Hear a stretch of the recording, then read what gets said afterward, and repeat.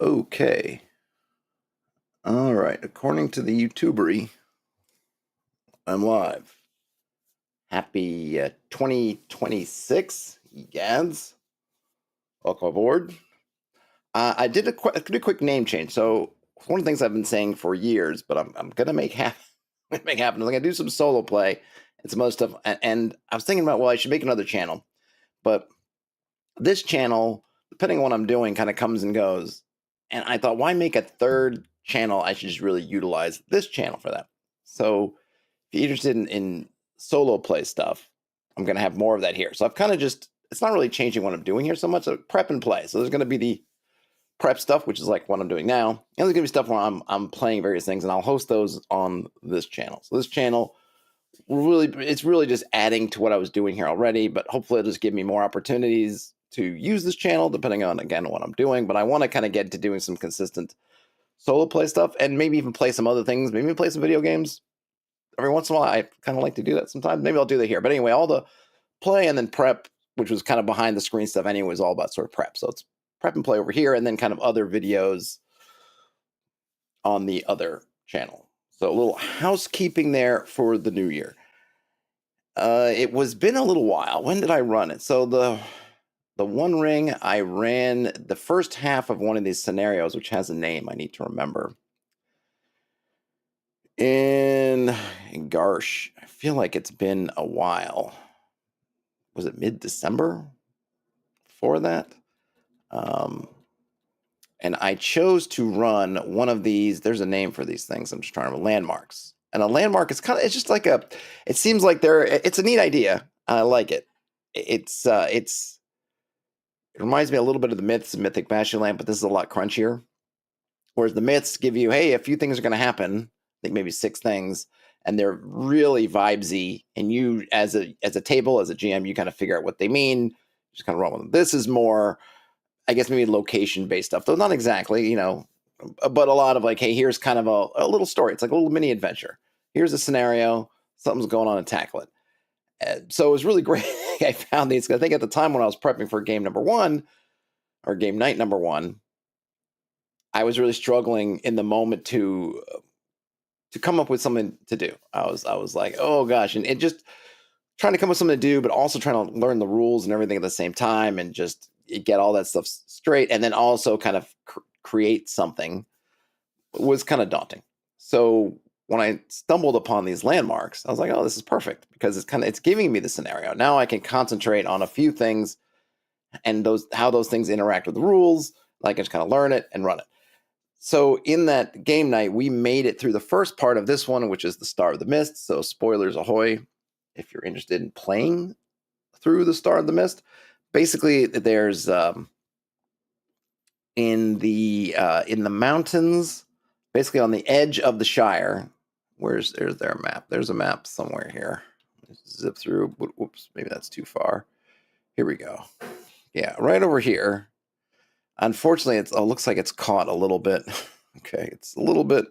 Yeah, it's right in the end. Basically, right here. Can I even see it? Let me see. Is that coming through? Oh man, it's just right in between the map pages. But basically, there's the Blue Mountains, and then there's this. It's got this. Looks like a thorn coming out, and there's a dwarven tower on just the tip of this thorn, and it's been well, a couple things are going on, but one of the thing that draws the party there is some bandit types essentially have been using at least the environs of this old tower as a base and a launching point for conducting raids into the Shire. So so it's kind of right. You could see that. I don't know if you can't really see it. It's like right there, and sort of you're in Sarnford was basically where they were doing a bunch of their mischief. So the party, starting off in Bree, came down the Greenway, head over to Sarnford, saw traces of there's light in the sky, and saw some things here, and they made their way there, and then they ambushed some number of these bandits. And I think I mentioned one of the things that I didn't do that I wanted to. Let me see. or that I meant to do, I didn't do, was engage with the element of the shadow. And one of the things I like about the shadow as a thing, especially coming from a D&D standpoint, the shadow is essentially, when you talk about Lord of the Rings, you'll hear, Gandalf or somebody say, Denethor has fallen into shadow, right? They've fallen into shadow. What does that mean, right? They've kind of succumbed to a darkness. And that darkness, it doesn't necessarily it doesn't make them like thralls of Sauron per se, but they're becoming evil. They're succumbing to kind of evil deeds and the things that happen. A lot of times it comes with losing hope, like hopelessness and hopelessness and fear and all these ways that you act out of those fear and hopelessness that end up aiding the enemy. It's not that you become Sauron's puppet master or he becomes your puppet master, but just that when you start operating out of hopelessness and fear, you're playing it to hit his hands into the dark, right? So in the game, it's mechanized by these shadow points, which is you succumbing to these things. But getting back to the D&D standpoint, in a D&D game, you come across some bandits, or at least you're 99% sure they're bandits. They seem, you squint at them, they look kind of bandity to me. And the ideal thing, especially playing in kind of the old school kind of D&D that I'm used to, is you want to ambush them. That's absolutely what you want to do. Oh, they're camped. They've got their armor off. They're at ease or whatever passes for at ease wherever they are. And okay, great. We can get the jump on them. Great. Let's do it. And then maybe if there's some survivors, we'll then threaten them so they surrender and then whatever, or we just, kill them all. And you could do that in the One Ring. And in fact, that's kind of what these guys did on that first night. However, that's not how you're supposed to do things, right? You don't know that they're villains. I mean, you're pretty sure, and it turns out that they are, but you don't know that. And you're not supposed to just go and, even if they are bandits, you're not supposed to do that. You're trying to, essentially, it's like you're trying to be lawful good. So not that you can't kill people, not that you can't do things, but you're supposed to do things like you're like you're a policeman, an honorable cop, right? You're supposed to look the part of a cop. You're supposed to, right? You're identify yourself as law enforcement. You come in, you give people a chance to do whatever before you get down, right? You can definitely end up situations where you got to kill people, but you're not supposed to do that. Now, I think orcs and monsters fall under a different thing, right? Because remember, orcs in this world are really creations or abominations, depending, that Sauron or Morgoth created. I guess Sauron perpetrated. Tolkien was never set on how orcs ultimately worked, so not going to worry about that too much. But you get a little bit of pass when dealing with them. And though I guess in the books there's never a point where they really ambush a bunch of orcs. However, these aren't orcs; these are people. So you're not supposed to do that. So the shadow, what I like about it is it encourages you to take that moment and say, well, we could take it, that we could ambush them, which is the easy way. That's, you're almost, if playing other games, especially D&D like games, man, it's like, that's the way you want to do it. You got them. But then these shadows, but then if you're aware of the shadow points, you're also being told that's not right. It's not right. And so what I thought was a really cool part of our post process, like, hey, they did that. And we're like, you know what, I should have, because the little adventure here even expressly points out to you, but I missed it, as you often do when you're running things during the moment. I was like, you know what, this is really kind of a shadow point moment because you just ambush some people by the camp. Now, you're probably right. They are probably bandits, but you're not supposed to. That's not kind of the honorable. That's not the lawful good kind of thing to do. You're not really supposed to do that. And they were all like, "Oh yeah, we get it," because this group, they're getting into it. I feel like they have a good connection with the material, or at least, if not necessarily, all the facts of the book, but the vibe that the sort of Tolkien world is laying out, which is that, hey, this is not something, you don't. If you think of Aragorn, that's not something Aragorn would do, right? In war to opposite, to combatants on the other side of war, maybe he would, but that's in war. These are just some guys sitting around a camp. Right? They hadn't done anything to you. There's a lot of evidence they were doing bad stuff, but you don't really know. So, hey, you're not supposed to do that. And I like that the shadow points give you this, okay, you're picking them up. You got to try to get rid of them. They kind of make things harder. And all right, but it makes sense in this world because this world, it is an ethical world. I think Tolkien's invites you oftentimes to think about that. Gandalf talking to Frodo, when they're talking about, pity, right? And that the pity of Bilbo, how many fates will it rule because he showed pity to a creature who, Gollum, especially in terms of just taking the context of the Hobbit. I mean, really, he's done a lot of awful things. And again, in the D&D type realm, if you look at Gollum and you have any idea of his body count or whatever he's done, you think like, yeah, just kill that guy, right? But Bilbo didn't. Bilbo had pity. And, if you think about if he had killed Gollum, maybe the whole enterprise would have failed because who was going to be there in Mount Doom to fight Frodo and do that? So I like that they tried, and I don't know, over time we'll see how successful it is as like, okay, as a game mechanic, but I like the fact that it's there. I like the fact that it gives folks a reason to make different choices and do different things. I've always felt one of the things I've always felt in like D&D. I like to play the good characters. I was never one like, I got to play the chaotic neutral or evil or whatever. It's like, no, because I like the idea that it puts extra constraints on you. Can you still be successful? Can you do these things and not turn into a horrible monster while doing it? That I always thought was interesting. One of those other puzzles of play, I guess. And this is just some Jamaica for the working man. I should have gotten some ice, but whatever.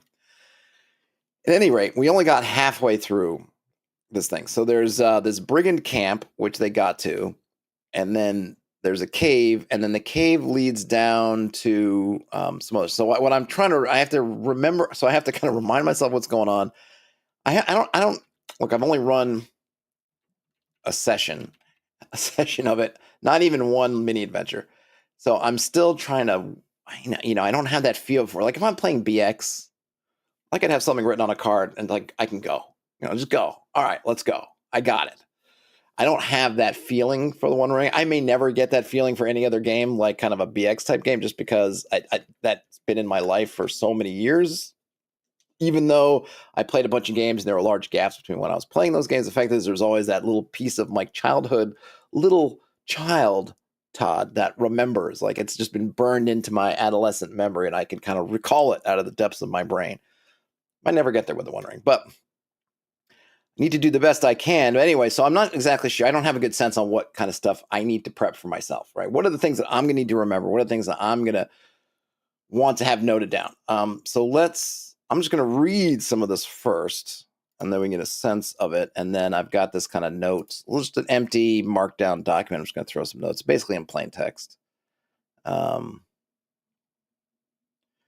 Okay, so we'll start with, and this one specifically is kind of a tutorial version of it. So you'll notice they literally say tutorial because this is the first one. This is the first landmark in the book, and they've kind of set it up as a teaching thing. So they're basically at the cave. So if the player heroes deal with the brigands, they can enter the cave. Once inside, they discover the ancient steps cut in the rock lead underground to a stone bridge that once crossed the ravine. The bridge is now broken, but a makeshift wooden ramp joins the two sides. Now, in my case, the last thing, so there were some of the brigands, and there was kind of a leader type who was there, which I think is in that description somewhere. Sabian, this guy. Well, Sabian came out, so some of them were camped in this little campsite outside that cave. And that's where the party jumped down and ganged up on them. But they did so after Sabian came out and then went back in the cave. And then also one of the other brigands, weren't able to dispatch before they ran into the cave. So while they were, and then there's one point where after they defeated them, they weren't Johnny on the spot. They didn't really think about, what they were trying to do was they were trying to do these things to lure the guys out of the cave. Like, oh, these guys ran in the cave. We're going to try to do some like a song or something to kind of lure them back. I'm not exactly sure how it was supposed to work. It was a very fanciful notion. And I was like, okay, I'll give you some roll stuff. But during that time, the two guys ran across the bridge and pulled, and actually I think they threw over the ramp so that there was theoretically no way for the party to easily follow them. So that's something, and I know there's different, part of this game, the way it's set up is there's kind of always a way, but there's costs associated with the ways.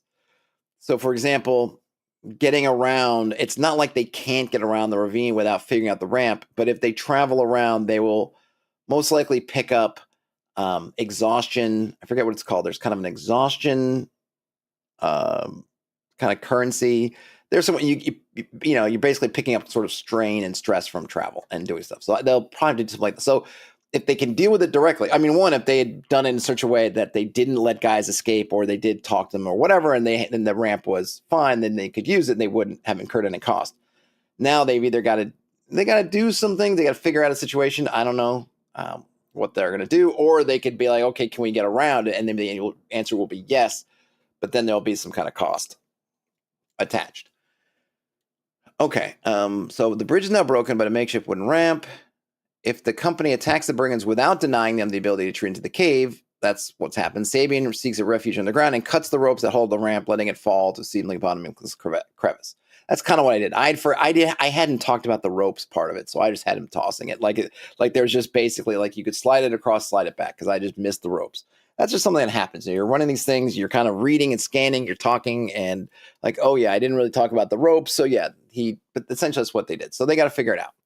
The distance separating the two sides of the bridge seems too much to be jumped across, and the fall seems very dangerous. A noisy stream of water runs many yards below.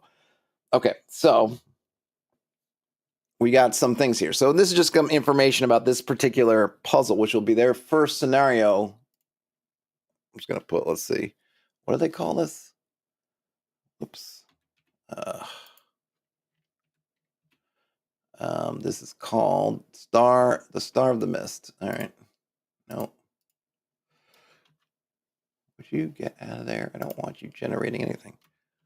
The Star of the Mist, Part 2. So the first thing we have is the broken bridge. And my notes for the broken bridge: too wide to jump.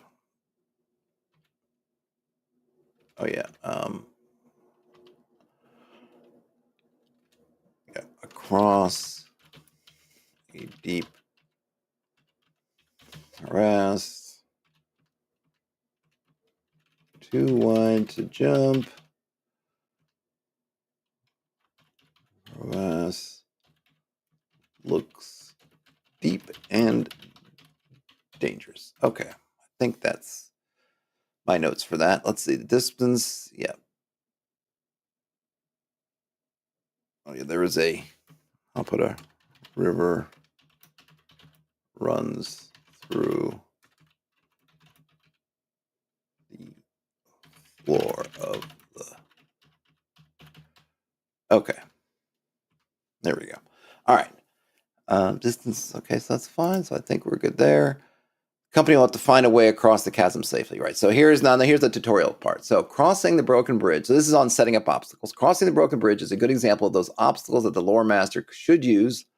Lore master is their word for the GM, to challenge the players. The situation should lead them to discuss at length about how to overcome it. When they have declared their intentions, the lore master translates their approach into game terms. A few examples below referencing the rules used to set them up, just to give an idea on how to apply the rules to model the choice of the players. I think this is all good stuff, by the way, right? This is like we're giving you this problem that you're going to put before your players. Potentially, it also could be that they don't get in the situation, but I think most likely they probably will. And here we're going to kind of show you some options you have. So one, they could try to build a ramp, and probably would involve some kind of craft. If there's an elf, maybe they can jump across and then build a rope bridge with the help of the others. The elf spends hope to invoke a magical success, and everyone rolls athletics to get across at a hazardous skill level. What is a magical success? I don't know. Elves and magical successes, I may have to look that up. The company goes down the ravine using ropes and climbs up the other side. One athletics roll each, again set at a hazardous risk level. Hazardous risk level are part of these. They have different levels. I should probably write this down somewhere too. And I have my One Ring. No, that's Moria. Wrong book. Where is the One Ring? The One Ring. Here it is. So let me look that up. They say page 130. So this is essentially their difficulty ratings, if I'm remembering correctly. It's good to keep in mind. Let's see. I think I went too far. So 130 is... yeah, standard. So you have standard, hazardous, and foolish. So basically, no, it's not. So right, I had this wrong. It's not, and this I think is interesting, and I kind of like this. I want to say that into the odd that maybe that's something that they do too. Is it doesn't it doesn't add any modifiers to the roll, but what it does do is it amps up the failure. So the roll that's hazardous, essentially, if you fail, let me just do this. There are 3 levels of risk. Standard is, hey, either you fail, but it's just a simple, just you failed, or you might have that success with a cost. A foolish one is it's a total disaster. Something really bad happens. And then the middle one, which is hazardous, is you fail with woe, which is, you failed and it also has kind of a negative consequence. And their examples of a fail with woe uh, let's see, prey escaping a hunter wails, risking attracting the attentions of more dangerous creatures. An orc guard spots the hiding player hero and now is running to sound an alarm bell. The group of ruffians the player hero wanted to intimidate now draw their blades. Notice a couple things here that they're doing with these examples. I almost wish they would. Well, they do call it out. So what they say about failure with woe is the acting player hero fails, and an additional serious negative event adds new concern they'll need attending to. So basically, right, you're adding that complication. But what's interesting about these, what I like about these, is not just, oh, you take some damage, right? Because sometimes people will do that, like, oh, you fail with the cost. Not only did you fail, it's like that crit fail when you're in combat, like, oh, you failed, and now now your weapon breaks, and it's like, oh, that kind of sucks, but it's not that much you can actually, not that much to be done about it, right? Whereas here, it's like you failed, the situation's gotten worse, but there's still that kind of question of what do you do next, right? So the example of, okay, you were hunting, your prey has, whatever you're hunting has escaped, but not only has escaped, now it's made a loud noise. It's wailed, it's made a call, it's cried out, right? And now did somebody hear me? Did somebody hear this? So now what do? You could say, I hope nobody did, and continue to hunt. You could call right there, all these, but you have you're left with the situation's changed for the worse, but also it's prompting you for now what, right? Same thing with the second one. Hey, an orc guard has spotted you, and they're now running towards some kind of alarm situation. Well, what do you do? I mean, what were you doing before? Do you keep doing that and think, I don't know, I'm just going to deal with it? Do you then stop what you're doing and retreat? Do you stop what you're doing, try to tackle the orc? You got all these things, right? But it's not just like this happens and the orc hits the alarm. It's this happens and now they're going to do that. Now what? So I like that. So it's not just like, oh, okay, you insult the king, you're jumped by the guards. It's like you insult the king and you see the guards closing ranks. It's an escalation, but you still have choices. And in fact, that's kind of the point, I think, to make harder choices. Whoops, I banged my mic there, which I like. Me likey. Okay, so in this case, I don't think I need to I'm not going to pre-do any of this. I have no idea what they do. I imagine they might actually try to go around or try to go up and down and up, which is fine. But they don't, one of the things too that they do here, just you're going to have to figure out like the supply thing, right? They make a rope bridge in a D&D kind of game. I think my natural first thing will be like, where are you getting the rope? Okay. Now, originally this scenario, they cut rope, so there would be rope there. So I would probably say you find some rope. I think that's fair because I goofed on that, and I like, yeah, there's probably some rope. But you know what I'm saying? You might go, well, where do you get that stuff? I have a feeling here, though. In this case, the rope does kind of fit if you're reading everything. There's not one of those Gygaxian lists of here's everything that's in here. There's a barrel of ale. There's this much, and this much. And then the cool thing about those is it gives you this kind of inventory that as a player, and I think as a GM, you can look at, okay, they could use the barrel to this, that, or whatever. And then the players can kind of also appeal to like, well, what's in the, here, like we don't get that about the cave. Like I don't get a sense of, well, how are they using this cave? It just says now there's a cave and they went down it. But was the cave used for storage? Was the cave is it basically just a stairwell with a landing? You're like, oh, okay, go down, right? We don't get that kind of sense. So I think one of the things that I'm going to have to pay attention to is because they're not giving us a lot of it, maybe I'll have some player-facing roles and just let them roll for it. Maybe even or odd, or maybe have them as part of their role. That's that part of it. They make a good plan. Kind of an OSR game, you'd say, well, you have the plan, but then you need the stuff. I mean, like I said, that would be what we're doing. Oh, hey, that's a great plan. We're going to make some rope. We're going to do this. Okay, who's got the rope? And then if you don't have the rope, then you're trying to think, well, is this plan just a bust, or can we figure out a way to make rope? Could we take all our cloaks off and rip them up into pieces and tie them to make rope? Like, yeah, maybe you could, right? Where are you getting that stuff from? It feels like in this kind of game, at least the way their example set up is, they're playing in, I don't want to say loose, but they're not as interested in that part of it, the inventory of the world, so to speak. They're willing to be a little bit more foggy with like, well, what is it? And maybe I'm wondering, I think for myself, it would be great even just to have a word, just call it like the brigands were using this as a storage area, or call it the storage cave, right? There was a cave with a landing, and they've been using it to store some meager supplies. At least then that would even give me a thing. I'm like, okay, well, I still do the thinking of, well, what counts as meager supplies? But then at least I have something that I can then communicate to the party, and that will kind of set their mind to it. As of now, my idea about that cave is that it's just empty. But I don't know, I think I'm going to have to make sure that I'm open to some of that almost co-creation, kind of world building of, hey, does it make sense that they were keeping stuff here, or would they keep stuff on the other side of the bridge? But I guess we got to keep reading, because I got to see, maybe if there is a big storage area on the other side of the bridge, then I would probably say, no, it is empty.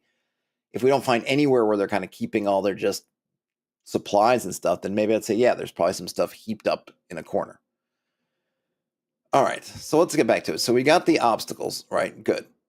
Okay, so down they get to the Dwarven Gate. This is one of the entrances. So I'll make another kind of room. Whoops. The Dwarven Gate. This is one of the entrances that led to the Dwarven underground ruin. Men of the West made it into a guard post. Now, the mostly empty room is littered with debris and refuse left by the brigands as they use it as their sleeping quarters, not daring to go deeper. Okay, so I don't know why you put your crap where you sleep, but... And plus, at this time, when they just dump it down the ravine, I mean, you have basically what must look like just the perfect garbage disposal, which is just throw it off the crevasse and let it get carried off by the river. Okay, so this was a entrance to ruins, also a guard post, and then sleeping quarters.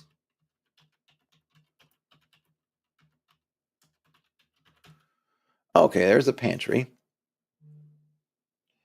All right, so the pantry, a small but deep niche on the west wall of the chamber, is used as a pantry. If the player heroes inspect it, they find a small cache of stolen gold sitting here behind a supply of dry kindling, stale bread, and dried meat. The gold is worth a total of a success die of treasure points. The gold is worth a total. I guess whoever finds it rolls their success dice.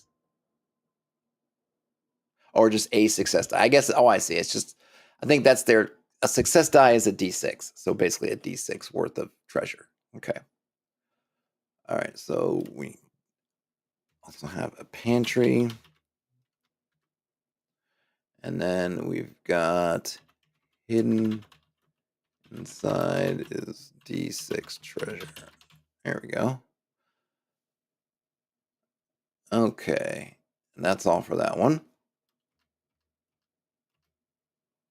2, 3. The flooded chambers. What's that? Okay.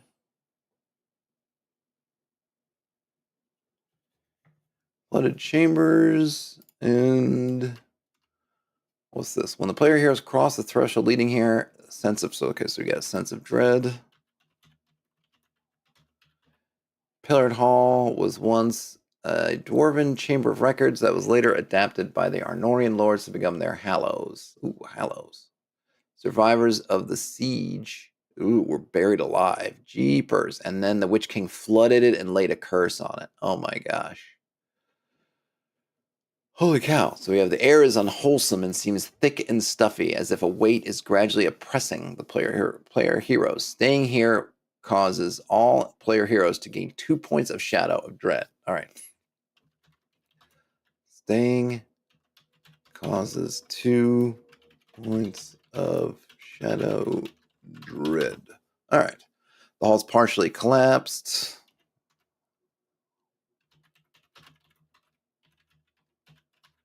And waist, flooded waist high with muddy water. We've got dwarven inscriptions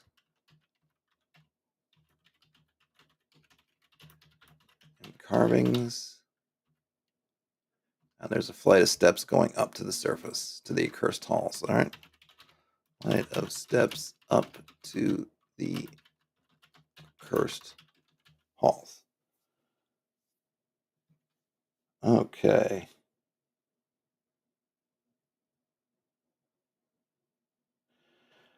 All right. Sense of dread. Staying causes 2 points of shadow. What do they mean by staying here? By staying here, they mean what?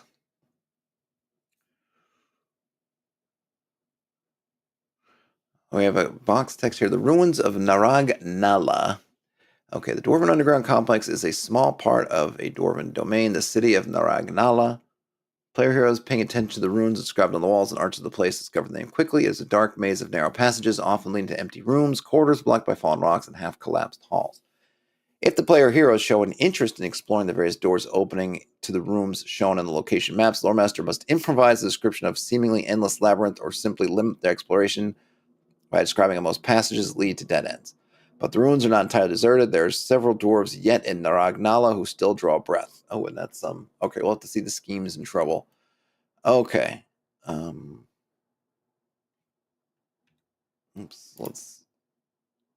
So here we have the gate. Here are the accursed halls.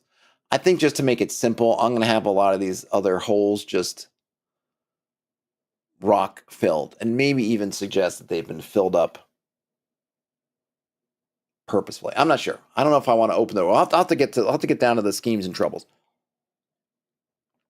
Because part of me is thinking, it's been a few weeks since we played last, so there's probably going to be some remembering of how everything worked and remembering kind of what took place. So maybe, on the one hand, I could say, okay, we're not going to have to relearn everything, but there's going to be some like, well, what did we do again? Like, oh yeah, well, how we do this? Probably going to be some slow going up front. At the same time, basically they've done half the scenario, maybe even more than half. I don't know. So we'll see. A few minutes after the company enters the flood chambers, they notice someone, maybe a dwarf, escaping into a side passage, and soon after they hear the deep toll of a bell.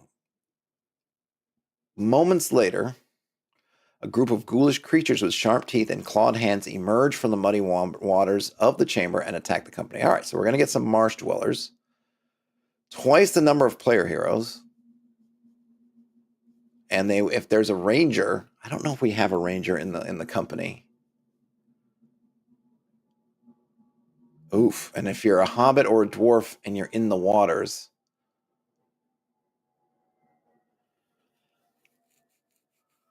you're moderately hindered. Interesting. Okay. So we've got some. All right. So a figure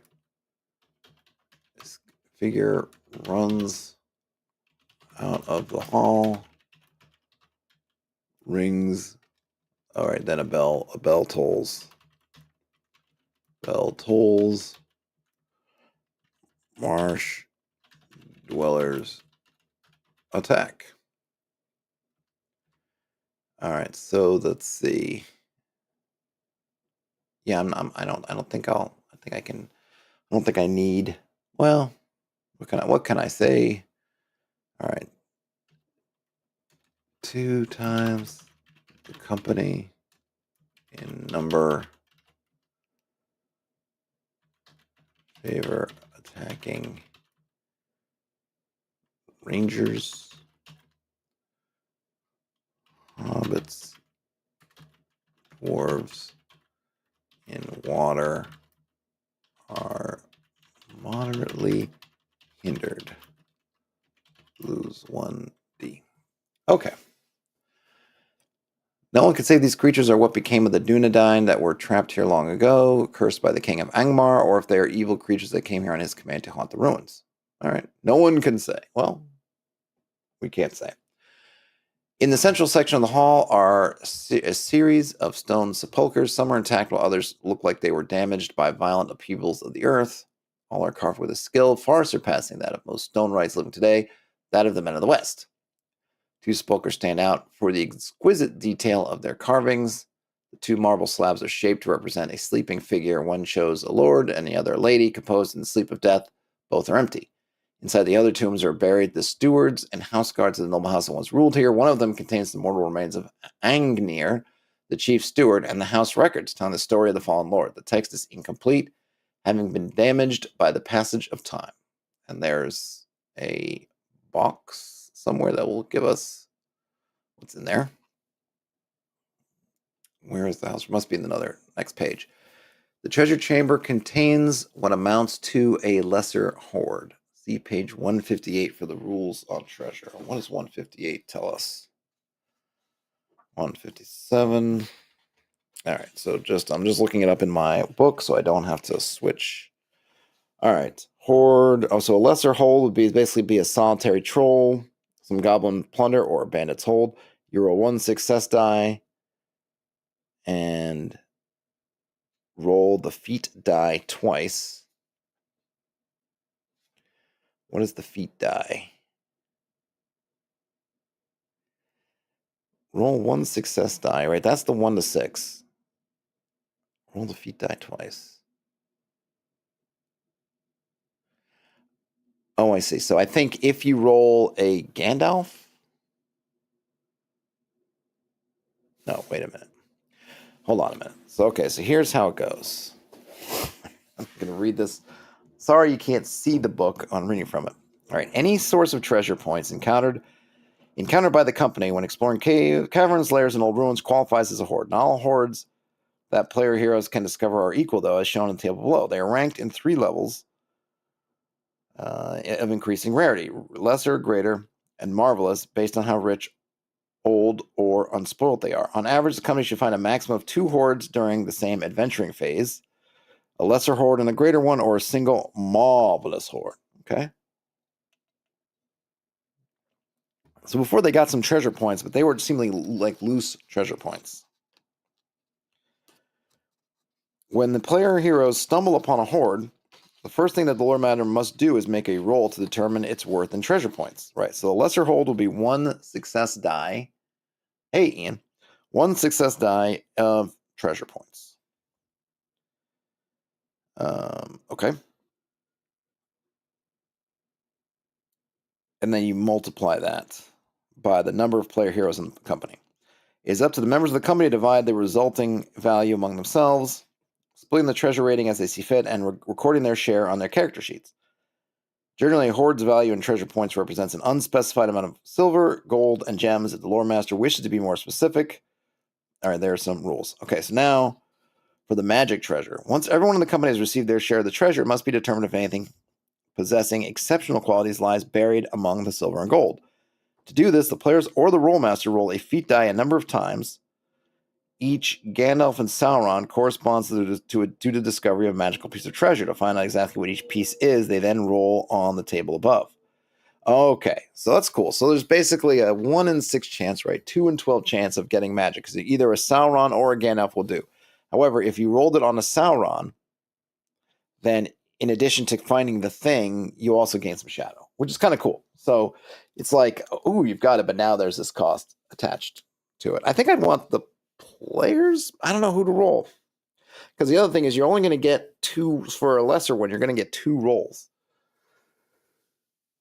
So how do you determine which one of the players rolls it? And the 3 kind of magical. There are 3 types. One is an artifact, a marvelous artifact. That's just an enchanted object graced by a blessing. Or it could also be a wondrous item, which is an enchanted object possessing 2 blessings, or a famous weapon or armor. And I'm guessing you must have some. And there are some tables to roll. I mean, I could roll these in advance, right? Yeah, let me make my life easier. Okay, so essentially, right, so I think that's it. Okay, so, hey, Croco. So there's treasure. I'm just gonna roll some dice now. So I'm gonna roll D6. Actually, let me get in character here. I have the starter set.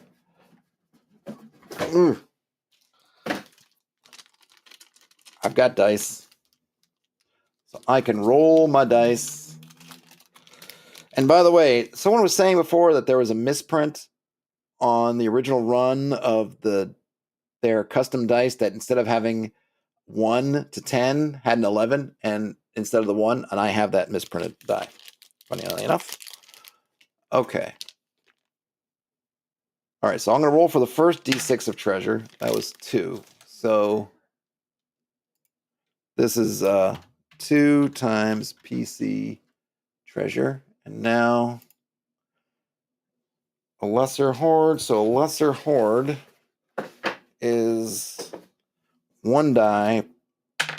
So I got the same one. All right, so it's also 1D. Which ends up being 2 times PC. And now, let me see if we get some magique. And this will be good too, because if I do, I'd like to roll something actually. But if we do get something, we can actually go through and roll what it is. And then I can kind of think about what that might mean.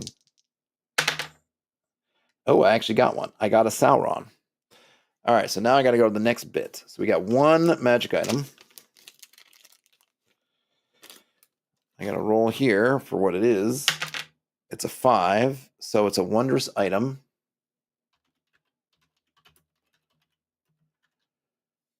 But then they gain 2 shadow. Let me put this. Hold on. Well, gain 2 shadow. Agreed. Okay. So the wondrous item has 2 blessings.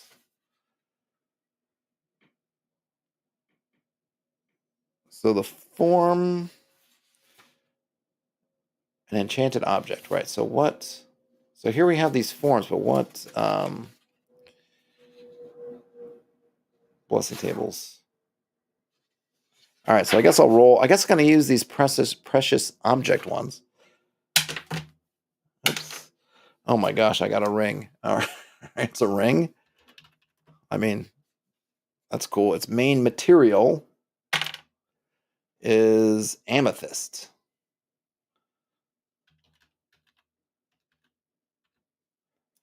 I'm going to call it purple. I don't need to put it.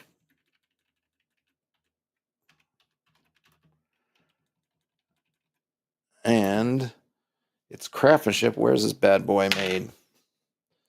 It's dwarven of Beleriand.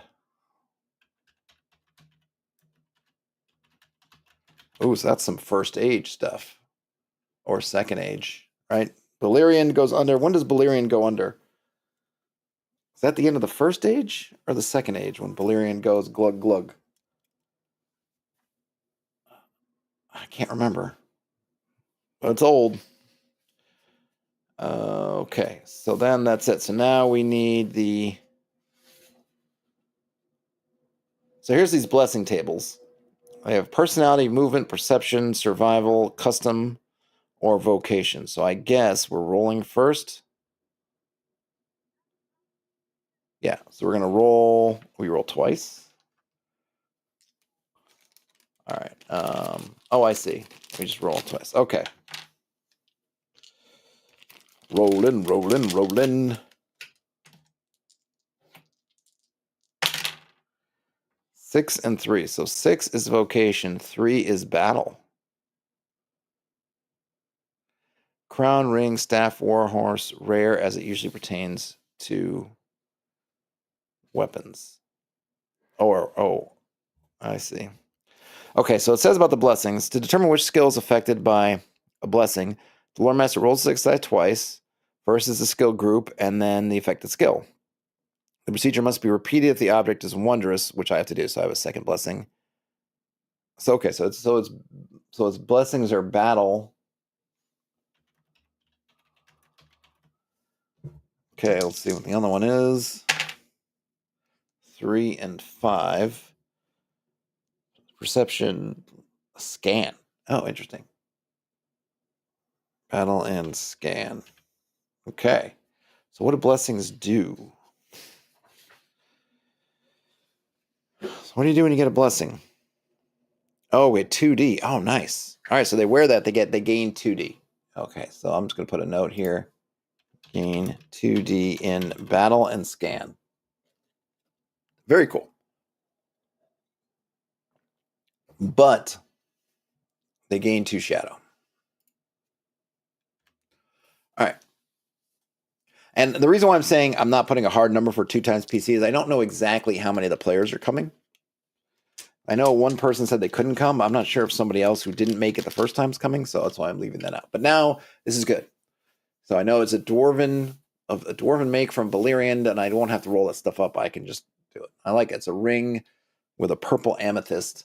Maybe it'll have I don't know. I don't know if it'll be plain or if it'll and maybe it'll have some geometric patterns, maybe. Okay. That's in the flooded chambers.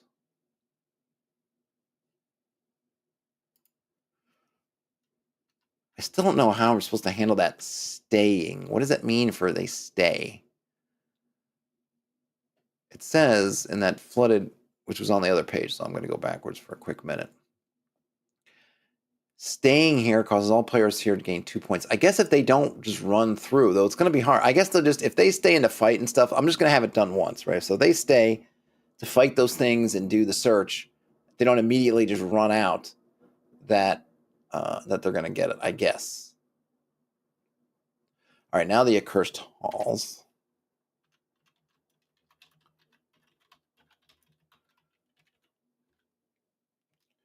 Which is a vast expanse of ruins. Dense mist. Always dark.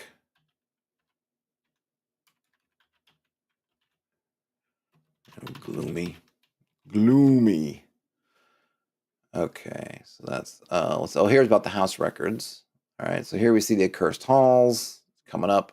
These kind of maps are cool. I mean, yeah, I don't think you're really, they're no 10 by 10 foot squares. I think you're just supposed to give you a feel for what it's about, right? So it kind of comes up here, has, it's supposed to give you kind of an image, I think, so that you can describe it and whatnot, but it's not, it's not meant to, it's not going to be that kind of 5 by 5 or 10 by 10 foot square kind of accuracy, for good or for ill, however you feel about it. Advancing among the rubble is difficult. Nothing rises for more than a few yards. City of Lord Hadirion and Lady Elwyn was literally razed to the ground. But there is the Tower of the Star. Okay, so everything is basically rubble, but the Tower of the Star. Oh, so there's graffiti. Reading gains 2 shadow from sorcery. Okay. Whoever gains at least 1 shadow point